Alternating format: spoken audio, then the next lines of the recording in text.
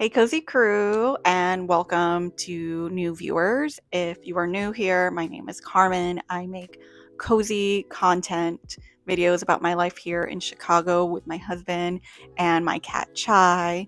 I do videos about cozy hobbies, about slow living, um, including things like cross stitch, art, volunteering at the shelter. So just a lot of cozy real life content. So hopefully, if you like, you're going to stick around.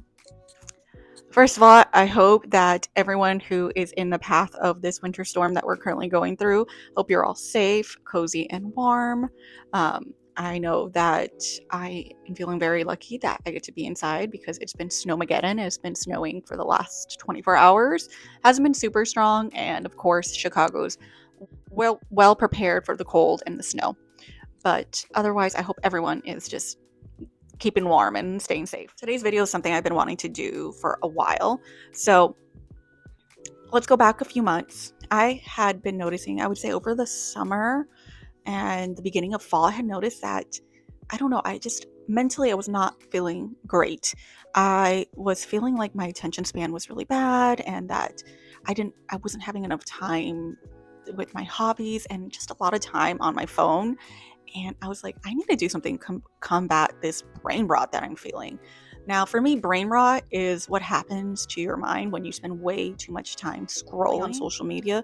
You're getting constant input without a lot of interaction. So it's just one way. You're getting input, but there's no reasoning, there's no questioning, there's no interaction. Another part of it is the dopamine. So each time you watch a video, you get a little tiny dopamine hit, and your brain likes that. So you keep doing it, even to the point where it's no longer enjoyable. Like perhaps you're not doing your work, you're not, really taking care of your relationships. Like it's to your detriment, but you keep on doing it. It can have a lot of impact, like on our memory, on our ability to do our work, on our ability to engage with others.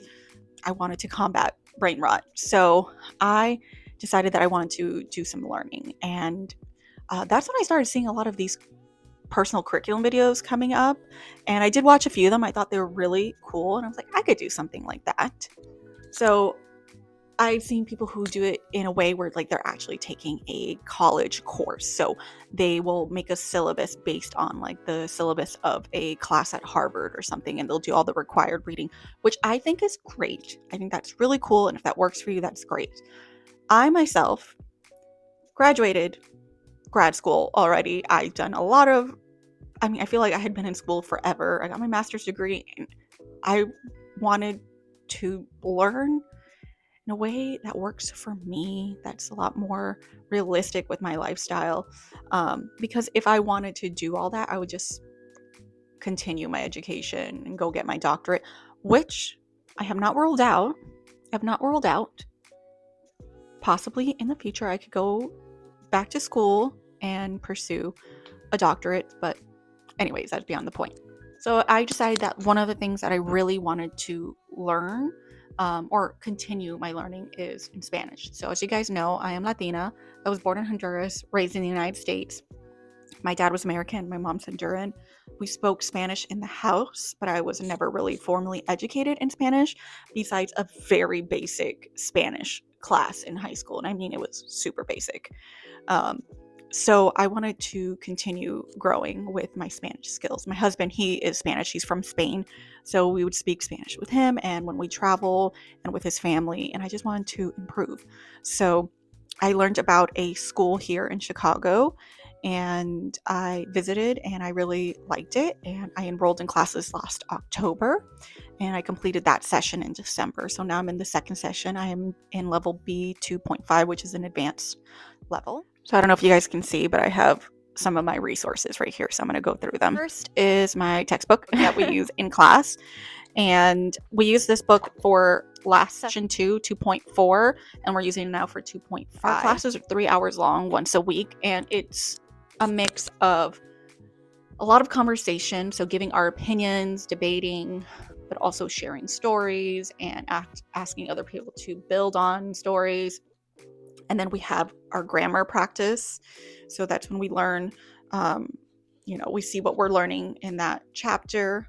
And we have like activities to get us started. We have listening sections too, where we listen to different speakers of Spanish, and that's probably my favorite part because you hear all the different dialects and accents.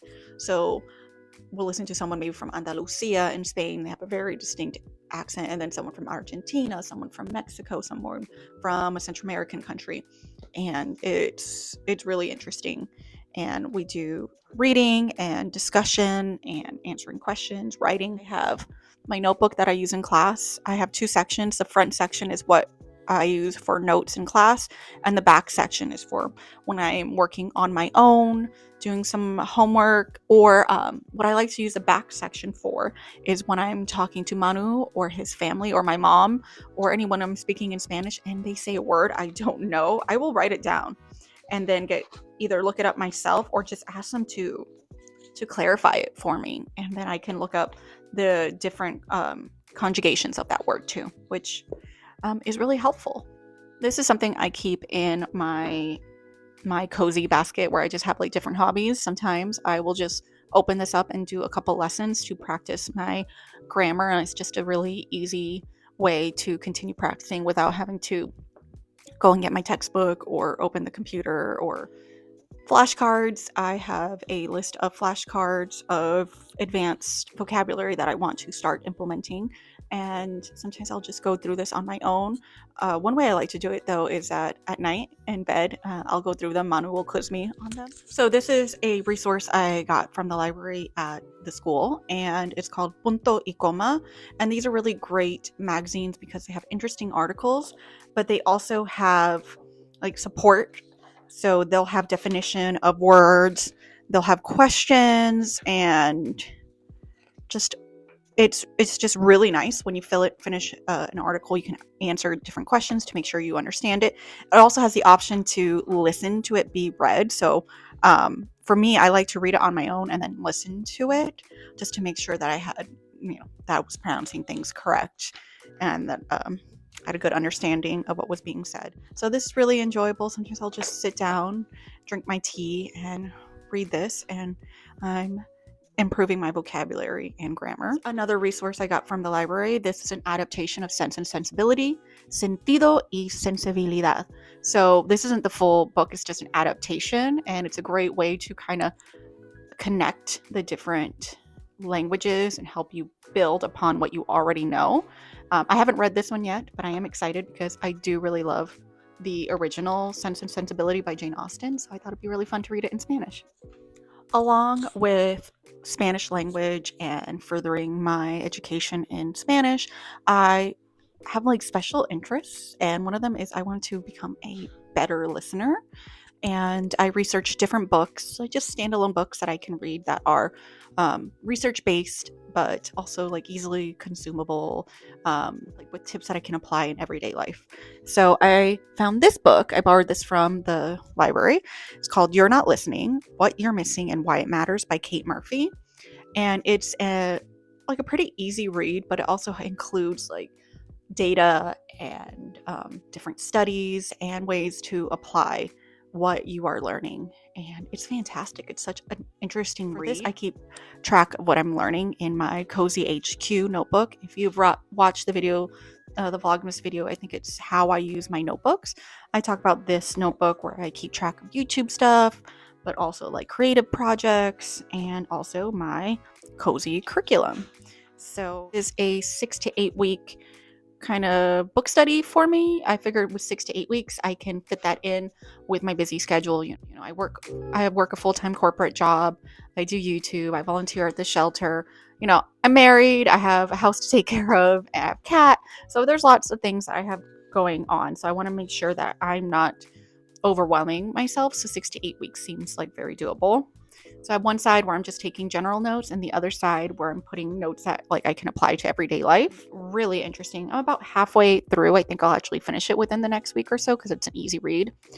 And I've learned a lot, and I found myself trying to apply what I've learned when I'm speaking to coworkers and friends. And what I realized is we're not very good listeners. We're really ready to just share about ourselves and not really taking time to listen to the other person and trying to understand what the other person is trying to tell us. So highly recommend. I think this is really good. So like I said, I think the book study should be like 6 to 8 weeks. If I finish early, I do have another book that I want to read. And this one, this is the book. It's called Cat Sense by John Bradshaw. I borrowed this digitally from the library. And basically, it's about feline science and how it can help you be a better pet guardian to your cat. I have a cat. Her name is Chai. She's gonna be 2 in April, and she's very smart. She's really smart. And I mean, if you've seen my shorts videos here on YouTube, I have a couple of her doing her tricks. She knows 6 different commands and can do them in a chain. Spin, other way, sit, touch, high five, which is not easy for cats. They're not super driven to please like dogs are. So it takes a lot to train them. And she's super smart, but because she's super smart, she needs a lot of enrichment. She gets bored pretty easily. She's super curious. So I just want to learn more about her and her behavior as a cat. I think it'll be really fun to take notes and apply them to life with Chai. Also taking a web accessibility course through the W3 Consortium, and that is something that will be very valuable for my job as an instructional designer. So I also have a section here of what I've been learning through that course.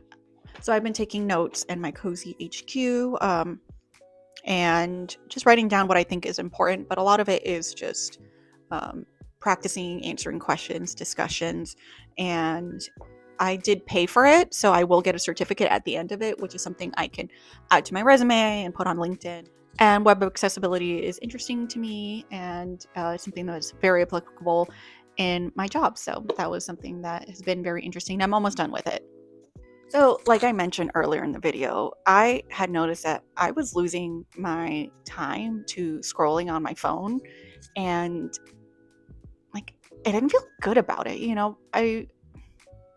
I did a video a few months back, if you've been on, following me for a while, where I spent a week off my phone and that I had deleted Instagram from my phone and I felt free and I was doing all these things. And I really thought, like, this is it. I did it. I have the willpower, enough willpower to get off my phone. No. A few months later, I was back on my phone, back scrolling, and back putting in way, way too many hours, like just scrolling. I mean, I'm talking like 6-7 hours a day. And I just wanted to get my brain back. And I just thought, well, maybe I just don't have the willpower. And then I remembered that earlier in the year, I had seen, that's Chai playing with her toy. I don't know if you can see her, but she's down there. Earlier in the year, I had seen an ad for something called Brick and how it bricks your phone. And I thought, I'll give it a try. So I bought one for the new year. It comes in a tiny little box with this and a QR code, and that's it. There's no lights, there's no turning on or anything. It's just this little device. And basically, you set up your account on your phone, and then you select the apps you want to brick. So you can keep certain apps on, certain apps off, and then you just click, tap on it, and it bricks your phone. The physical barrier. So unlike there's several apps that will give you a message if you surpassed your set time on an app. They're so easy to bypass. Like I would all the time. So this, you actually have to go and tap it to unbrick your phone. So the key is putting it somewhere that is inconvenient. So I put it in a drawer in the guest bathroom where Chai's litter is. And I have to go in there and unbrick my phone. And it's enough of an inconvenience for me to just, when I'm in the mood, like when I'm clicking on Instagram, I'm just like, oh, I have to go downstairs. I have to go into the bathroom.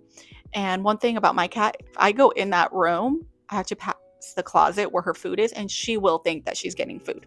So it's just inconvenient. So it's enough of a physical barrier to stop that cycle of wanting to scroll. So honestly, I haven't been on Instagram in so long. I've gained back so much time. I am going to do a further review on the device. But I like this so much that I bought it with my money. I reached out to Brick and asked them if I could have an affiliate link because I wanted to share it with friends. And even though I didn't have a lot of subscribers at the time, I think at the time I only had 150 subscribers, they said yes, because I told them how much Brick had helped me. So I have a link. I will put it in the description below. I do get a very small commission if you use that link, but you also get a 10% discount. So if you want to support me and my very small channel, you can use that link. Completely optional, but you do get 10% off. Thing that I felt has really helped support my personal curriculum and giving me that time to actually engage in learning. So yeah, if you're interested, I'll include the link below, and look out for a full and thorough review in the next few weeks. I think with any curriculum, it's really important to include the art. So in school, you would have art class, right? Art and music. At university, you would have some electives that you could choose from. So for me, I'm seeing cross stitch and art as electives. I am continuing growing as an artist. So January of last year, I started doing watercolor, and then I moved into gouache. I like both mediums a lot, but I really want to keep improving as a gouache artist. So I signed up for Get Gouache by an artist named Ruth Wilshaw, and she has these great tutorials that are very thorough. And throughout the tutorial, she also speaks on color theory, on perspective, and they're just fantastic. And at the end, you have such beautiful work that you're able to say, hey, I did that. And for me, sometimes I like to repaint them. So I've done a few. So I have like these and these two. And then I did a few for Christmas that I gave out as gifts. And I'm currently working on this as a gift. But my goal with these classes, 2 of them done by the end of March. And I'm not saying 1 each week or anything like that, because they actually do take a lot of time. I'm constantly pausing to mix colors, to adjust the colors. So they actually take a while. So I might be like 4 sessions to complete 1 tutorial. So I'm hoping by the end of the year, I have this full of beautiful art from her tutorials. To continue with art, I want to continue growing as a cross stitcher and working on embroidery. So right now I'm working on 2 projects. My goal is to have 1 project done by March. So the one that I need to have done by March is this is something I'm making for my future niece. So my brother-in-law and his wife, they are expecting a little girl in April. Manu and I will be flying to Spain to meet her, and I wanted to bring her this gift. I'm going to be making this for her. It's this cute bear wearing a pink diaper with a little pacifier. I just thought it was so darling. And also, when I live in Chicago, we have the Chicago Cubs, Chicago Bears. So just, teaching her young to be a Chicago Bears fan and a Cubs fan. But I haven't gotten too far yet. I went to Blick and purchased the floss that I was missing. I have quite a collection of floss, but I didn't have the exact colors. So I did go to Blick and I got the colors, just dedicating some time every day to getting this done. As you can see, I almost have the ear done, and I think it's just going to be such a great gift, and I am so excited to finish that and give that to her. The second project that, if I get it done by March, will be fantastic. I am being realistic. It might be something that I continue on until April. I'm making a portrait of my friend Lynn's and her husband and her 2 dogs. So far, I only have him done. This is him. His name is Nick, and this is him in his Arsenal shirt. And I have the outline for her done. It just takes a while because while I'm following some patterns, I have to adjust it so it looks like them. So to get their hair right, the length right, the clothes that they wear.